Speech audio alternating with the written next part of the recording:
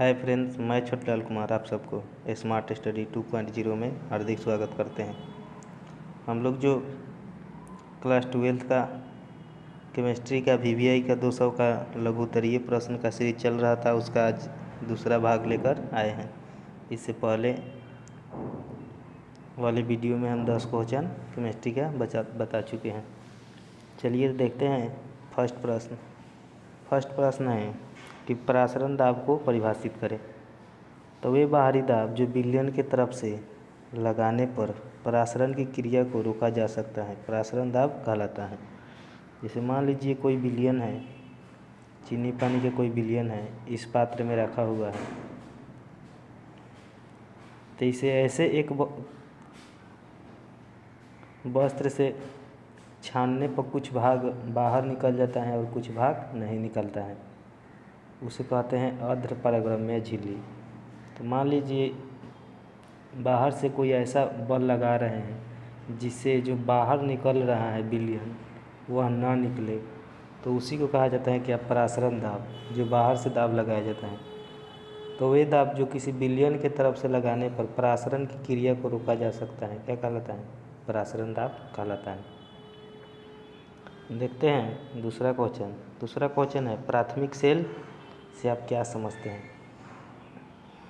तो प्राथमिक सेल वह ऐसा सेल है जिसमें रिडॉक्स अभिक्रिया केवल एक बार होती है और वह पुनः अवशोषित नहीं किया जा सकता है, प्राथमिक सेल कहलाता है।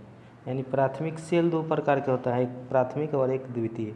तो जो प्राथमिक सेल होता है और एक द्वितीय सेल होता है, तो प्राथमिक सेल को एक बार यूज करके फेंक दिया जाता है। जैसे आप लोग नीपो बैटरी देखे होंगे जो लाइट में लगाया जाता है, उससे वह एक सेल है। यानी बैटरी क्या है? सेल है। बैटरी को ही केमिस्ट्री की भाषा में सेल कहा जाता है। तो इसको एक बार यूज करके क्या कर दिया जाता है? फेंक दिया जाता है, इसे प्राथमिक सेल कहा जाता है। और द्वितीय सेल होता है कि उसको बार बार चार्ज करके आप यूज कर सकते हैं। जैसे कि बैटरी जो आता है जिसे बार बार चार्ज करके आदमी यूज कर सकता है, जैसे मोबाइल का बैटरी है, यह भी जब ख़त्म हो जाता है तो उसको आदमी फिर चार्ज कर लेता है। या किसी लाइट में भी आजकल आ गया है ऐसा लाइट का बैटरी द्वितीय सेल का, जिस उड़ा जाने के बाद उसमें का चार्ज फिर उसको चार्ज कर लिया जाता है। तो प्राथमिक सेल होता है वह एक बार यूज किया जाता है और फेंक दिया जाता है, और द्वितीय सेल को बार बार चार्ज करके आप यूज कर सकते हैं। तो यही है कि प्राथमिक सेल वह ऐसा सेल है जिसमें रिडॉक्स अभिक्रिया केवल एक बार होता है, यानी कि एक बार वो ख़त्म हो जाएगा तो उसको फेंक दिया जाता है, उसे पुनः अवशोषित नहीं किया जा सकता है, प्राथमिक सेल कहलाता है। जैसे शुष्क सेल क्या है? नीपो बैटरी, शुष्क सेल, मरकरी सेल इत्यादि उदाहरण में आप लिख सकते हैं। देखते हैं तीसरा क्वेश्चन है कि ताप बढ़ने पर भौतिक अधिशोषण घट जाता है, क्यों? तो जब अधिशोषण और अधिशेष के बीच का आकर्षण बल वायुमंडलीय बल द्वारा उत्पन्न होता है, इसलिए ताप बढ़ने पर भौतिक अधिशोषण क्या हो जाता है? घट जाता है। यानी कि जो वायुमंडलीय फोर्स होता है उसके द्वारा उत्पन्न होता है। देखते हैं अगला क्वेश्चन। आगे 4 नंबर क्वेश्चन है। 4 नंबर क्वेश्चन दिया है कि कमरे के ताप पर H2O यानी कि जल तरल है, जबकि H2S हाइड्रोजन सल्फाइड गैस है, क्यों? तो जो द्रव होता है यानी H2O क्या है? पानी है, तो वह हमेशा क्या रहेगा? द्रव ही रहेगा। तो H2O में H सिंगल बॉन्ड, ये जो एक पाई है उसको सिंगल बॉन्ड कहा जाता है। अगर 2 पाई रहेगा तो डबल बॉन्ड, और 3 पाई रहेगा तो ट्रिपल बॉन्ड कहा जाता है। तो H और O के बीच क्या है? सिंगल बॉन्ड है। तो H2O में H सिंगल बॉन्ड, O आबंध प्रबल है, प्रबल मतलब शक्तिशाली, जबकि H2S में H सिंगल बॉन्ड S आबंध दुर्बल है, दुर्बल मतलब कमज़ोर है, क्योंकि S का आकार जो होता है ना वो O से बड़ा होता है, इसलिए H2O तरल है जबकि H2S गैस है। बहुत इजी क्वेश्चन है आपको। देखते हैं 5 नंबर, टिंडर प्रभाव क्या है। टिंडर प्रभाव क्या है? तो जब किसी कोलाइडी विलयन से, मान लीजिए कि यहाँ एक द्रव है, चीनी पानी का शरबत है मान लीजिए, जब इसमें लाइट बढ़िएगा ना तो इसमें छोटा छोटा जो कण होता है वह इधर उधर टेढ़ी मेढ़ी गमन करते हुए नज़र आएगा। उसी को क्या कहा जाता है? टिंडर प्रभाव कहा जाता है। जब प्रकाश की किरणों को कोलाइडी विलयन से गुजारा जाता है तो प्रकाश के परिकिरणन के कारण प्रकाश का मार्ग दिखाई देने लगता है और उसका मार्ग जो है वह भी दिखाई देने लगता है। इसे टिंडर प्रभाव कहते हैं। जैसे कि एक आप अंधेरे कमरे में बैठे रहेंगे, किधर से आप छोटा छिद्र से अगर जो रोशनी है वह आएगा तो उसका मार्ग क्या होता है? दिखाई देने लगता है और उसके मार्ग में जो धुरकन है वह चमकने लगता है। उसे क्या कहते हैं? टिंडर प्रभाव कहते हैं। अगला देखते हैं 6 नंबर क्वेश्चन है कि सेल स्थिरांक को परिभाषित करें। तो किसी चालक की लंबाई तथा उसके अनुप्रस्थ काट के क्षेत्रफल के अनुपात को क्या कहा जाता है? सेल स्थिरांक कहा जाता है। जैसे A/B बाटा में जो रहता है उसी को अनुपात भी कहा जाता है। बोल रहे किसी चालक, मान लीजिए एक चालक है, इस चालक को यहाँ से काट दीजिएगा तो काटने के बाद यहाँ जो रहता है ना, जो यहाँ क्षेत्रफल होता है उसको अनुप्रस्थ काट क्षेत्रफल कहा जाता है। तो किसी चालक की लंबाई जो पूरा लंबाई है वो और जो अनुप्रस्थ काट का क्षेत्रफल है, दोनों को जो बाटा में लिख दीजिएगा तो उसे अनुपात कहा जाता है और इसी को सेल स्थिरांक कहा जाता है। तो किसी चालक की लंबाई तथा उसके अनुप्रस्थ काट के क्षेत्रफल के अनुपात को क्या कहा जाता है? सेल स्थिरांक कहते हैं। जैसे यहाँ दिया है सेल स्थिरांक बराबर 1/A। ए क्या है? ए क्षेत्रफल है, अनुप्रस्थ काट का क्षेत्रफल है। देखते हैं 7 नंबर क्वेश्चन। 7 नंबर क्वेश्चन है एंजाइम क्या है? तो एंजाइम क्या है? एक प्रोटीन है। एंजाइम एक प्रोटीन का भाग है जो जैव उत्प्रेरक के रूप में कार्य करता है, जो शरीर में पाचन तंत्र के क्रिया में भाग लेता है, एंजाइम कहलाता है। यानी जो भी शरीर में हमारे एंजाइम होता है वो हम जो भी खाना खाते हैं उसको पचाने में क्या करता है? मदद करता है। तो वहीं एंजाइम एक प्रोटीन होता है जो जैव मतलब क्या? जीवित उत्प्रेरक के रूप में कार्य करता है, जो शरीर में पाचन तंत्र की क्रिया में भाग लेता है, एंजाइम कहलाता है। बहुत इजी क्वेश्चन है, बहुत बार पूछा गया है। लेकिन आगे क्वेश्चन है कि द्विंतुल लिगेंड से आप क्या समझते हैं? तो वे लिगेंड जो केंद्रीय धातु परमाणु या आयन से 2 स्थानों से जुड़ सकता है, इसे द्विंतुल लिगेंड कहा जाता है। जैसे कि यहाँ दिखाया गया है, यह मान लीजिए कोई प्रोडक्ट है और कोई ये प्रोडक्ट है, दोनों क्या हुआ है? जुड़ा हुआ है। तो यही है आयन द्वारा जुड़ा होता है 2 या 2 से अधिक स्थानों से। तो लिगेंड जो केंद्रीय धातु परमाणु आयन से 2 स्थानों से जुड़ सकता है उसे द्विंतुल लिगेंड कहा जाता है। यह भी बहुत बार क्वेश्चन पूछा गया है। बहुत छोटे क्वेश्चन है और इसका संभावना है कि छोटे क्वेश्चन पूछें।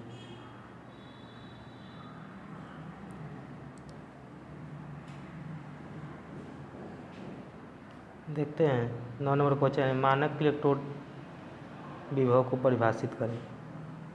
तो 1 लीटर सांद्र वाले विलयन में 298 केल्विन ताप पर इलेक्ट्रोड के द्वारा उत्पन्न विभव को मानक इलेक्ट्रोड विभव कहा जाता है। जैसे मान लीजिए कोई विलयन है, चीनी पानी का एक विलयन ले लीजिए, यह कितना है? 1 लीटर है विलयन में। उस नीचे से मान लीजिए आग जला दिए हैं, जो गर्मी अथवा ठंडी होता है उसको केल्विन में मापा जाता है। जिस तरह मान लीजिए चावल को केजी में मापा जाता है, उसी प्रकार ताप को केल्विन में मापा जाता है। तो इसको 298 केल्विन ताप पर जब आप गर्म करिएगा तो इसमें इलेक्ट्रोड के द्वारा उत्पन्न कुछ विभव होगा, उसी को क्या कहा जाता है? मानक इलेक्ट्रोड विभव कहा जाता है। यहाँ क्वेश्चन पहले वाले वीडियो में भी बताए हैं, बहुत ज़्यादा इम्पोर्टेंट है। आगे दिए हैं कि उत्प्रेरक क्या है? तो वह रासायनिक पदार्थ जो अपने अंदर अस्थायी परिवर्तन किए बिना ही प्रतिक्रिया के दौर को प्रभावित करता है, उसे उत्प्रेरक कहा जाता है। जैसे कि मान लीजिए कि कोई रिएक्शन आप करा रहे हैं, जैसे मान लीजिए हाइड्रोजन को ऑक्सीजन से रिएक्शन करा रहे हैं तो जल बनेगा, H2O बनेगा।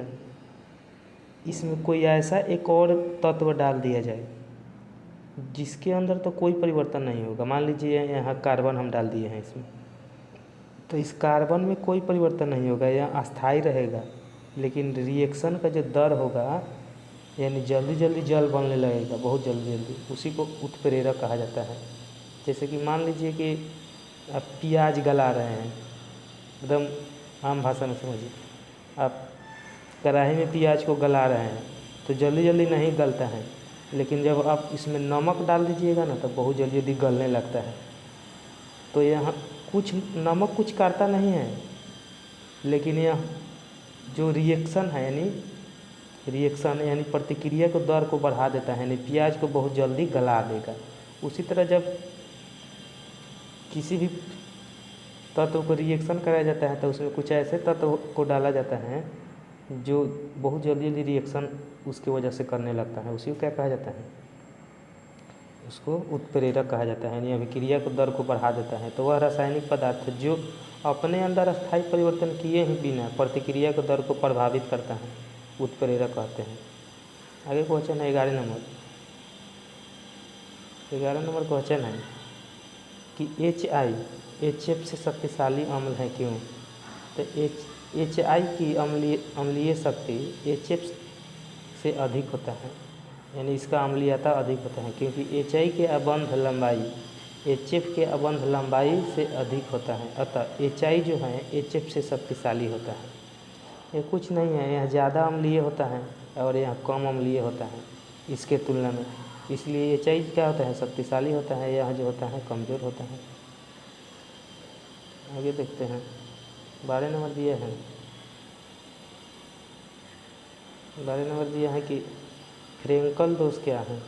तो इस दोष में अवयवी कण अपने जालक बिंदु को छोड़कर अंतरकशीय स्थान में चला जाता है। जैसे मान लीजिए कोई भी ठोस पदार्थ है, जैसे कि यहाँ बनाया गया है, तो इसका ये सब कण होता है, छोटे छोटे कण से मिलकर बना होता है। तो इसका एक जो होता है ना, जहाँ मान लीजिए कि ये एक कण है तो इसके अंदर चला जाता है, जैसे कि यहाँ चला गया है, रेड आप लोग को दिखाई दे रहा होगा, अंतरकोशीय स्थान में चला जाता है, तो यहाँ बिंदु हो जाता है, यानी खाली स्थान रह जाता है। तो बोल रहे हैं इस दोष में अवयवी कण अपने जालक बिंदु को छोड़कर अंतरकाशीय स्थान में चला जाता है। जैसे कि ये रेड वाला देखिए, ये रेड वाला अंदर चला गया है, तो यहाँ बिंदु खाली हो जाएगा, इसी को कहा जाता है फ्रेंकल दोष कहा जाता है। आगे दिया है उपसंयोजक संख्या क्या है? तो किसी संकुल यौगिक में कुल लिगेंडों की संख्या उपसंयोजक संख्या कहलाती है। बहुत इजी क्वेश्चन है, किसी भी यौगिक हैं तो उसमें कुल लिगेंडों की संख्या उपसंयोजक संख्या कहलाती है। देखते हैं 14 नंबर। 14 नंबर क्वेश्चन है बहुलीकरण से आप क्या समझते हैं? तो बहुलीकरण कुछ नहीं है, छोटे छोटे अणु को एक जगह जब आप गुट करिएगा ना तो बहुत बड़ा अणु बन जाएगा, उसी को कहा जाता है बहुलीकरण। जब कोई समान तथा असमान अणुओं को आपस में जोड़कर एक अणु का निर्माण करता है, बहुलीकरण कहलाता है। जैसे मान लीजिए एकदम आम भाषा में समझिए कि छोटा छोटा क्या होता है, बहुत छोट छोट कण होता है आटा का, और जब आप रोटी बनाने से पहले क्या करते हैं, उसको सान कर एक बहुत बड़ा ढेला बना देते हैं। तो छोटा छोटा जो कण होता है इसको पानी में डालकर आप लोग सान कर बहुत बड़ा एक ढेला बना देते हैं। सेम बहुलीकरण भी वही है, छोटे छोटे अणु का कण होता है, उसको एक जगह गुट करके बहुत बड़ा अणु बना दीजिएगा तो उसे क्या कहते हैं, बहुलीकरण कहते हैं। जैसे जब कोई समान तथा असमान अणु को आपस में जोड़कर एक अणु का निर्माण करता है तो बहुलीकरण कहलाता है। बहुत ईजी है, आम भाषा में आप लोग समझ गए हैं। आगे दिया है कि खनिज और अयस्क में क्या अंतर है? तो देखिए खनिज को भी ज़मीन से खून कर निकाला जाता है और अयस्क को भी ज़मीन से खून कर निकाला जाता है। जैसे कि कोयला वोयला सब ज़मीन से खोल कर निकाला जाता है, पेट्रोल उट्रोल बालू रेत से निकाला जाता है। तो खनिज वैसा पदार्थ जो खदानों से प्राप्त होता है और अधिक मात्रा में अशुद्धि होने से धातु का निष्कर्षण अधिक खर्च में होता है, खनिज कहलाता है। यानी कि दोनों को ज़मीन से खून कर निकाला जाता है, लेकिन खनिज को निकाला जाता है ना तो इसमें बहुत अधिक मात्रा में अशुद्धि होता है, तो इसे धातु प्राप्त करने में अधिक खर्च लगता है, बहुत ज़्यादा खर्च लगता है इसको धातु प्राप्त करने में। लेकिन जो अयस्क होता है वह भी ज़मीन से खोद कर निकाला जाता है, लेकिन कम खर्च में क्या कर लिया जाता है, धातु प्राप्त कर लिया जाता है। जैसे मान लीजिए कि आपके पास क्या है, 50-50 केजी के 2 चावल का बोरा है। इसमें कंकर मान लीजिए 50 किलो में 20 किलो कंकरे हैं, तो इसको साफ़ करने में अधिक खर्च लगेगा, बहुत 2-4 आदमी को लगाना पड़ेगा तब ना इसको साफ़ करेगा। इसमें 20 केजी कंकर हैं छोट छोट, और मान लीजिए अभी 50 केजी चावल है, इसमें 5 केजी कंकर हैं, तो जो झरने से साफ़ करिएगा तो इसमें से जल्दी निकल जाएगा कंकर और यहाँ शुद्ध हो जाएगा। लेकिन इसमें 20 केजी कंकर है तो इसमें अधिक मेहनत करना पड़ेगा। तो उसी तरह खनिज जो होता है इसमें बहुत अधिक मेहनत करके धातु बनाया जाता है, और अयस्क से कम मात्रा में धातु बनाया जाता है। तो इसका डिफिनीशन आप लिख सकते हैं, वह ऐसे पदार्थ जो खदानों से प्राप्त होते हैं और अधिक मात्रा में अशुद्धि होने से धातु का निष्कर्षण अधिक खर्च में होता है, खनिज कहलाता है। वैसे पदार्थ जो खदानों से प्राप्त होता है और कम मात्रा में अशुद्धि होने से धातु का निष्कर्षण कम खर्च में होता है, यह कहलाता है। आगे है ब्राउनी गति क्या है। यहाँ पहले वीडियो में भी हम बता दिए हैं, बहुत ज़्यादा इम्पोर्टेंट है। मान लीजिए कोई यहाँ विलियन है, मान लीजिए दूधे हैं, आप एक कांच के गिलास में यानी शीशा के गिलास में ले लीजिए और इसमें लाइट मारिएगा ना, तो इसका जो छोटा छोटा कण होता है वो टेढ़ी मेढ़ी गति करते हुए नज़र आता है। इसी को क्या कहा जाता है, टिंडर पर ब्राउनी गति कहा जाता है। जब किसी कोलाइडी विलयन का निरीक्षण किया जाता है तो कोलाइडी कण टेढ़ी मेढ़ी रास्ते में गमन करता है, इसे ब्राउनी गति कहा जाता है। आगे इसमें नंबर नहीं डाले हैं क्या, ये कितना नंबर, 16 नंबर, ये 17 नंबर है, ये 17 नंबर क्वेश्चन है। दिया है विद्युत अपघटनी चालक क्या है। तो वे पदार्थ जिनसे होकर विद्युत धारा गलित अवस्था में तथा जलीय विलयन में प्रवाहित की जाती है विद्युत अपघटनी चालकता कहलाता है। यानी कुछ पदार्थ ऐसा होता है ना, जब वह ठोस अवस्था में होगा तो उसमें विद्युत धारा प्रवाहित नहीं होगा, लेकिन जब वह गलित अवस्था में हो जाएगा यानी द्रव अवस्था में हो जाएगा तो उसे विद्युत धारा प्रवाहित होने लगेगा। जैसे मान लीजिए एक बहुत बड़ा, मान लीजिए कि यहाँ 100 केजी की एक नमक का ढेला है जो एकदम ठोस है यानी कि बजर है, तो इसमें अगर आप धारा प्रवाहित करिएगा ना, इसमें मान लीजिए ले जाके तार जो है बिजली का वह इसमें सटा दीजिएगा तो चारों तरफ इसमें करंट नहीं फैलेगा, क्योंकि यह ठोस अवस्था में कुचालक होता है। लेकिन इसी को जब आप पानी में गला दीजिएगा और जब गल जाएगा ना, तो इसमें बिजली का तार डालिएगा तो यहाँ पूरे तरफ एकदम लाइट मतलब करंट फैल जाएगा। तो कुछ पदार्थ ऐसा होता है जो ठोस अवस्था में विद्युत का कुचालक होता है, लेकिन जब वह गल जाएगा ना तब विद्युत का सुचालक हो जाएगा, उसी को कहा जाता है विद्युत अपघटनी चालक। तो वैसा एग्जाम्पल क्या है, अम्ल है, क्षार है, लवण है। लवण क्या है, नमक को ही लवण कहा जाता है। अम्ल क्या है, जो स्वाद में खट्टा लगता है। क्षार क्या है, जो कड़वा लगता है। जैसे नीम का पत्ता उता आप चबाए होंगे तो क्या होता है, कड़वा होता है, वह क्षार है। लवण क्या है, नमक ही लवण है। अम्ल और क्षार के अभिक्रिया से जो उदासीन पदार्थ बनता है उसको लवण कहा जाता है। तो आप लोग समझ गए होंगे कि विद्युत अपघटनी चालक क्या है। वे पदार्थ जिनसे होकर विद्युत धारा व गलित अवस्था में तथा जलीय विलयन में प्रवाहित की जाती है विद्युत अपघटनी चालक कहलाता है। आगे देखते हैं, 17 नंबर था, यहाँ 18 नंबर, इसमें थोड़ा नंबर डालना भूल गए हैं। फैराडे का द्वितीय नियम क्या है। तो इससे पहले वाले वीडियो में हम फैराडे के प्रथम नियम को बता दिए हैं। तो इस नियम के अनुसार विभिन्न विद्युत अपघट्य के विलयनों में समान विद्युत धारा प्रवाहित की जाती है। तो इलेक्ट्रोड पर मुक्त धातु की मात्रा उसके तुल्यांकी भार के समानुपाती होता है। जैसे अगर आप लोग को समझ में नहीं आया तो यहाँ देखिए, मान लीजिए कि इलेक्ट्रोड से मुक्त पदार्थ की मात्रा क्या है। इलेक्ट्रोड से मुक्त पदार्थ की मात्रा M1 है तथा M2 है, और उसके तुल्यांकी भार E1 तथा E2 हैं। तो इसको इस परिभाषा से यहाँ लिख सकते हैं, M1/M2, ये बटा है, M1/M2 बराबर क्या हो जाएगा, E1/E2। यहाँ फैराडे के द्वितीय नियम है, इसका आप स्क्रीनशॉट ले सकते हैं। जितना क्वेश्चन हम करवा रहे हैं उसको एकदम मतलब अपने कापी में नोट कर लीजिएगा, क्योंकि बहुत ज़्यादा इम्पोर्टेंट है। यहाँ हम नहीं इसमें लिखे हैं कि कितना बार पूछा गया है, क्योंकि एक वीडियो में हम बता दिए हैं कि जो भी क्वेश्चन हम कराते हैं वो बहुत ज़्यादा इम्पोर्टेंट रहता है। चलिए, तो आज इसमें लगभग 18 क्वेश्चन करवाए हैं। इससे पहले वाले वीडियो में 10 क्वेश्चन करवाए हैं। नहीं देखे हैं तो इस वीडियो के डिस्क्रिप्शन में उसका लिंक है, आप जाकर वहाँ से आप देख सकते हैं। वीडियो को पहली बार देख रहे हैं तो इसको लाइक करिए, शेयर करिए और कमेंट करके ज़रूर बताइए कि यह वीडियो आपको कैसा लगा या क्वेश्चन कैसा है। चलिए, वीडियो देखने के लिए बहुत बहुत धन्यवाद।